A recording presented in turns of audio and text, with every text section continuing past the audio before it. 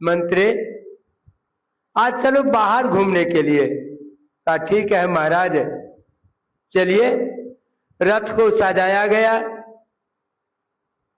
रथ पर चढ़ करके मंत्री ने भगवान बुद्ध को कुछ बाहर तीर्थ करने के लिए ले गया, तीर्थाटन ले गया, जगह जगह घुमाने के लिए ले गया। जैसे कुछ दूर गया ही था, एक व्यक्ति को देखा गड्ढा में गिरा हुआ। कहा मंत्री यह कौन व्यक्ति है, बहुत कराहट कर रहा है, क्या हुआ है इसको? तो मंत्री ने कहा भगवान यह व्यक्ति जो है ना बीमारी ग्रस्त व्यक्ति है, बीमार से दुखी होकर के यह कराहट कर रहा है। भगवान बुद्ध ने कहा मंत्री मनुष्य बीमार भी पड़ता है। कहा हाँ महाराज मनुष्य बीमार भी पड़ता है। यह सोच करके कहा चलो कुछ और आगे की ओर चलो बढ़ो। कुछ दूर आगे ही गया था, एक बूढ़ा व्यक्ति आ रहा था, लाठी के सहारे, कमर झुका हुआ था, झुक करके आ रहा था। कहा मंत्री कौन आदमी है ये झुका हुआ है? कहा भगवान यह बूढ़ा व्यक्ति है। जब मानव बूढ़ा हो जाता है तो कमर टेढ़ा हो जाता है, झुक जाता है, यह झुक गया है। कहा मनुष्य बूढ़ा भी होता है? कहा हाँ भगवान मनुष्य बूढ़ा भी होता है। यह दिमाग में भगवान बुद्ध को घुस गया, प्रवेश कर गया। कहा मंत्री चलो कुछ दूर और चलो आगे बढ़ो। कुछ दूर आगे ही पहुंचा ही था कि एक व्यक्ति को देखा अर्थी लिए आ रहा था। उसके पीछे 150 आदमी पीछे था। राम राम सत्य है, सबका यही गत है करते हुए आ रहा था। भगवान बुद्ध ने कहा मंत्री क्या है, जीवन में कभी नहीं देखा था, लड़कपन बुद्धि था, बचपन था, कभी जीवन में नहीं देखा था। देखा जो सजाया हुआ अर्थी को, दिमाग में आया है क्या चीज है। कहा भगवान यह अर्थी है, इसको ले जा रहा है जलाने के लिए। मनुष्य का शरीर छूट गया है, मर गया है, इसको जलाने के लिए ले जा रहा है। भगवान बुद्ध ने कहा मंत्री मनुष्य मरता भी है? कहा हाँ महाराज मनुष्य मरता भी है। दिमाग में घुसते गया सारी बात को। अंत में भगवान बुद्ध ने कहा मंत्री चलो चलो घर की ओर। आया, फुलवारी में बैठा, दिमाग में घुसने लगा, हर तरह का बात आने लगा, मन चिंतित होने लगा। लेकिन उनके पिता राजा सुद्धोधन हमेशा भगवान बुद्ध का मुंह को देखते थे। जब मुंह को मुरझाया हुआ देखता था तो राजा सुद्धोधन समझते थे कहीं कहीं वैराग न हो जाए। बच्चा जब बिगड़ने लगता है ना तो माता पिता क्या करता है, उसका शादी कर देता है कि परिवार होगा, घर में उलझ जाएगा, घर में मन लगने लगेगा, भागेगा नहीं। वही किया उनका पिताजी ने, भगवान बुद्ध का शादी कर दिया। शादी हुआ, यशोधरा नाम की पत्नी घर आई, बड़ी सुंदर देखने में। वह पत्नी में कुछ दिन रहा साथ में। एक राहुल नाम का पुत्र को जन्म दिया, बड़ी सुंदर गुलाब के फूल के तरह खिलता था पुत्र। इतना सुंदर पुत्र और यशोधरा नाम की पत्नी सारे सुंदरता को, अपने पुत्र के सुंदरता को, राजपाट को त्याग दिए भगवान बुद्ध ने। जब अपना पुत्र का छठी करने लगा न, दीप को जलाया था। दीप जब रात में बुझ गई तो भगवान बुद्ध के दिमाग में आ गया दीप भी बुझ जाता है। दीप को बुझाया हुआ देख करके मन में उसी दिन वैराग हो गया। रात्रि का समय था, अपने बच्चे को और पत्नी को नांगते हुए घर से जो निकला, जाते ही रह गया। जीवन वैराग्य हो गया भगवान बुद्ध का। इतने बड़े राजपाट, सुंदर पत्नी, सुंदर बेटा को त्याग करके जीवन को वैराग बना लिए। जीवन वैराग हो गया।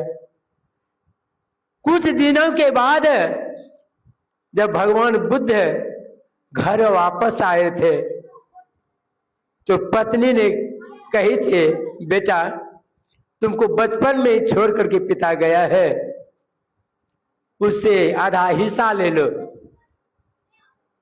पुत्र आया हिस्सा लेने के लिए, भगवान बुद्ध ने ऐसा ज्ञान दिया कि तुम हिस्सा लोगे। पुत्र भी वैराग हो गया। देखिए जीवन बन गया। ऐसे महान संत भगवान बुद्ध का आज के दिन ही जन्म हुआ था। आज सारे देशों में भगवान बुद्ध के चरित्र का पूजा होता है। हर जगह वस्त्र दान करते हैं, भंडारा होता है। भगवान बुद्ध ने कहा जैसे तीर बनाने वाला तीर को सीधा करता है, वैसे ही मुमुक्षु पुरुष अपने जीवन को, मन को तीर के तरह सीधा करता है। मन इतना उतावला है, मन इतना चंचल है कि भगवान कृष्ण अर्जुन कहते हैं, भगवान चंचलंग ही मनः कृष्ण परमार्थी बलभद्रम तास्यहं निग्रहं मन्य वयारिषु दुष्करम। हे भगवान, मन इतना चंचल है कि काबू में होने वाला नहीं है। कैसे काबू होगा? तो भगवान कृष्ण अर्जुन को कहते हैं, अर्जुन यथा सिंहो गजो व्याघ्रो भवे दृश्य सैन्य सैन्य तथैव वायुरंथा हंति साधकम। हे अर्जुन, जिस तरह हाथी सिंह बाघ धीरे धीरे काबू में आता है, हे अर्जुन तुम भी उसी तरह मन को धीरे धीरे काबू करो, तब ही मन यह काबू होने वाला है। और यहां तक भगवान कृष्ण ने अर्जुन को कहा, हे अर्जुन अंकुशेन बिना मतो यथा दुष्ट मत गजः अध्यात्म विद्याधिगमः साधु संतरेव च वासना संप्रत्यागः प्राण स्पंद निरोधनम।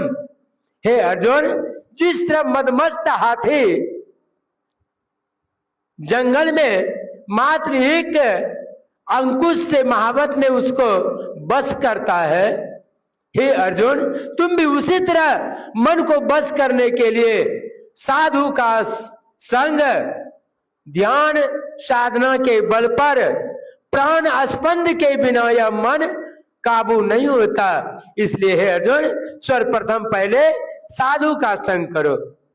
इसलिए कहा साधु नांग दर्शनं पुण्य तीर्थं भूताहि साधवः कालन फलन्ते तीर्थ साधु साधु संगमः। साधु का ही दर्शन सबसे बड़ा तीर्थ कहलाता है। इसलिए कहा भगवान बुद्ध ने, जिस तरह तीर बनाने वाला आदमी अपने तीर को सीधा करता है, उसी तरह तुम भी मन को, मुमुक्षु पुरुष मन को उसी तरह मन को सीधा करता है। जीवन को बनाने के लिए साधु का संग बड़ी आवश्यकता है।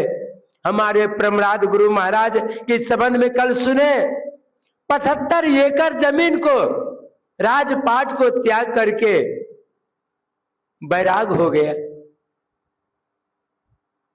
जिसके जीवन में वैराग आ जाता है, राजपाट, धन संपत्ति, पुत्र, पत्नी सब नजर में बेकार लगने लगता है, बेकार महसूस होता है। जिसके अंदर भगवान की प्राप्ति होती है, सारा चीज जो है फीका लगने लगता है, सारा चीज फीका हो जाता है। अभी हम लोग भगवान बुद्ध के एक शिष्य हुए मोदगल्लायन, बहुत बड़े शिष्य थे मोदगल्लायन। मोदगल्लायन एक दिन ध्यानस्थ में बैठे हुए थे। जब ध्यान में बैठते थे तो मोदगल्लायन को समाधि लग जाते थे। उसी अवस्था में कुछ बदमाश लोग आकर के मोदगल्लायन को इतना पीटा कि शरीर का हड्डी हड्डी तोड़ दिया था। जब समाधि से शरीर में प्रवेश किया तो शरीर में बहुत जोर दर्द बुझाया। मोदगल्लायन ने भगवान बुद्ध से कहते हैं, भगवान यह शरीर अब रहने लायक नहीं है। भगवान बुद्ध ने कहा, बनते तुम्हारे पास तो वह शक्ति है, तुम जीव को कभी बदल सकता है, शरीर को कभी तुम बदल सकता है।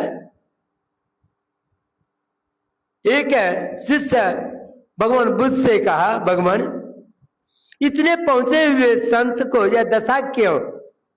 कहा, देखियो यह जो है अपना जीवन में माता पिता को जंगल में छोड़ दिया था, बहुत दुख देता था। जंगली जानवर ने मार करके इनके पिता को खा गया, वही